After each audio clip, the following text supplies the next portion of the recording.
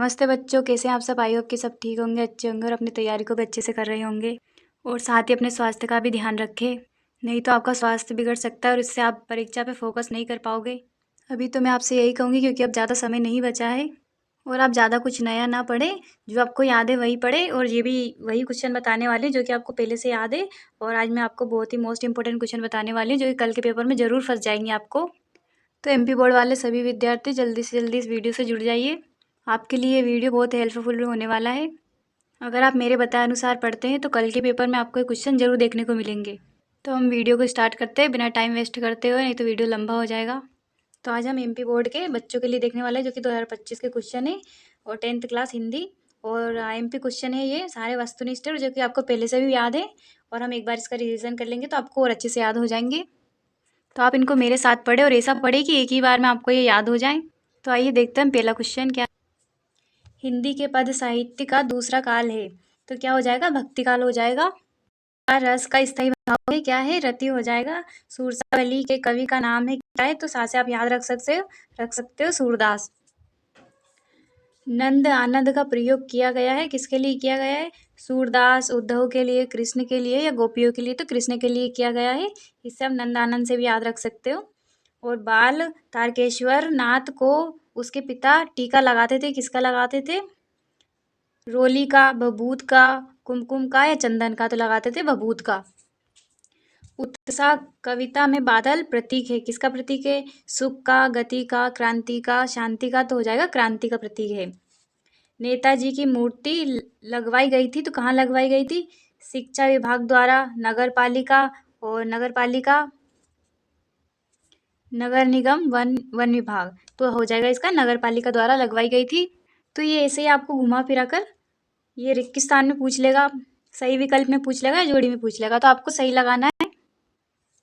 नई कविता के कवि हैं निराला, महादेवी वर्मा, रघुवीर सहाय, सुमित्रा नंदन पंत, तो हो जाएंगे रघुवीर सहाय। तो सूर्य के आराध्य हैं, कौन है, नानक, शिव, श्री राम या श्री कृष्ण, तो हो जाएंगे श्री कृष्ण। चौपाई छंद के, तो इसको ऐसा कर लीजिएगा, चौपाई छंद का प्रकार है, तो क्या है, मात्रिक छंद हो जाएगा इसका। 10वें रस का नाम क्या है, तो ऐसा भी पूछ सकता है वो, तो वीर, श्रृंगार, वात्सल्य या भयानक, तो हो जाएगा वात्सल्य। भ्रमर गीत के रचनाकार हैं सूरदास, कबीरदास, तुलसीदास, नरोत्तम दास, तो आपको 4 ऑप्शन दिए होते हैं उसमें, जो आपको पता है और याद है वही लगाइएगा, तो इसमें है सूरदास। सहस्त्रता बाहु की शत्रुता थी, किससे थी, राम से, परशुराम से या लक्ष्मण से या भरत से, तो हो जाएगी परशुराम से।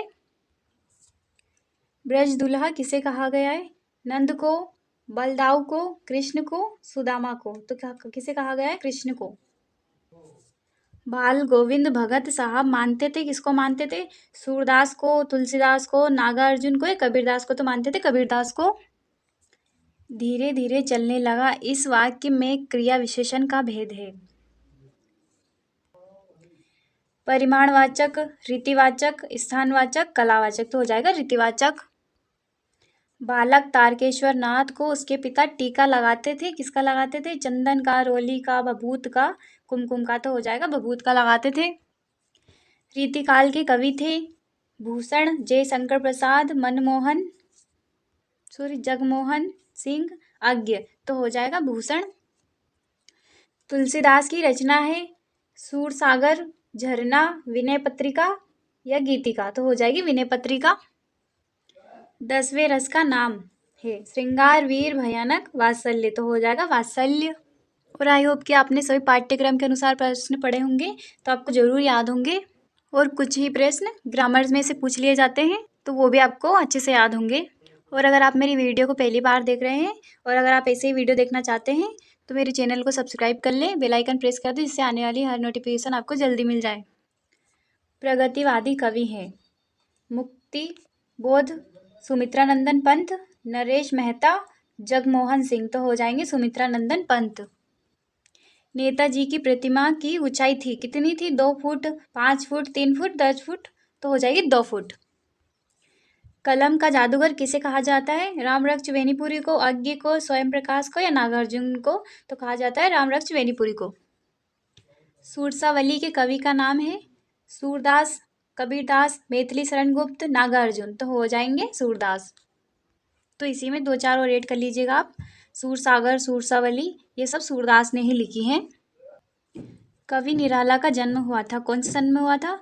सन 1904 में, 1900 में, 1899 में, या सन 1888 में? तो हुआ था 1899 में। तो वो आपसे परीक्षा में क्वेश्चन घुमा फिरा के ही पूछ लेंगे, पर क्वेश्चन सारे वो यही होंगे, है ना? तो आप इसलिए अभी ध्यान से पढ़े। कुहासा का अर्थ है कंबल, कोहरा, सन्नाटा या सहरा, तो हो जाएगा कोहरा। मधुप किसे कहा जाता है? मोर को, तोते को, कोयल को या भौरे को? तो कहा जाता है भौरे को, मतलब हो जाएगा भौरे को। उत्साह कविता के रचनाकार हैं जयशंकर प्रसाद, निराला, ऋतुराज या देवी? तो हो जाएगा निराला। फसल कविता के रचनाकार हैं निराला, देव, नागार्जुन, ऋतुराज? तो हो जाएंगे नागार्जुन। कन्यादान के प्रमुख पात्र या कन्यादान में प्रमुख पात्र हैं कौन कौन होते हैं? पुत्र, पुत्री, माता पिता, तो होती है मुख्य इसमें पुत्री। मुख्य गायक का सहायक होता है राग, ताल, लय, संगतकार, तो हो जाएगा संगतकार। नेताजी सुभाष चंद्र बोस की मूर्ति में किसे अंतर दिखलाई दिया था या दिखाई दिया था? कैप्टन को, पान वाले को, हवलदार साहब को, कला अध्यापक को? तो दिखाई दिया था हवलदार साहब को। बाल गोविंद भगत संत कबीरदास को क्या मानते थे? पिता, गुरु, भाई, साहब, तो मानते थे या साहब। रेलगाड़ी में यात्रा करने हेतु लेखक यशपाल ने किस श्रेणी का टिकट लिया था? प्रथम श्रेणी का, द्वितीय श्रेणी का, तृतीय श्रेणी का, किसी का नहीं? तो हो जाएगा द्वितीय श्रेणी का लिया था। तो मैंने आज आपको 30 से 35 क्वेश्चन करवा दिए हैं। इन्हीं में से कल आपको पेपर में देखने को मिलेंगे। अगर आपको कुछ समझ नहीं आया तो आप वीडियो को दोबारा भी देख सकते हो, और आपको इसमें से कुछ क्वेश्चन तो बिल्कुल याद ही होंगे, और नहीं भी याद है तो आप 1-2 बार पढ़ोगे ना तो आसानी से याद हो जाएंगे। बिल्कुल सरल से क्वेश्चन है, बिल्कुल आसान से, एक ही बार में बन जाएंगे आपसे।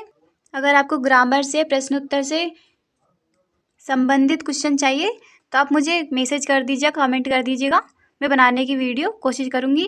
और अगर आपको वीडियो अच्छा लगा हो तो लाइक करें, चैनल को सब्सक्राइब करें और बेल आइकन ज़रूर दबा दें, जिससे कि मेरी हर आने वाली वीडियो आपको जल्दी से जल्दी मिल सके। और ये वीडियो आप अपने दोस्तों को भी शेयर करें, जिससे कि उनको भी थोड़ी मदद मिल जाए और कल के पेपर में उनको भी थोड़ी आसानी रहे क्वेश्चन बनाने में।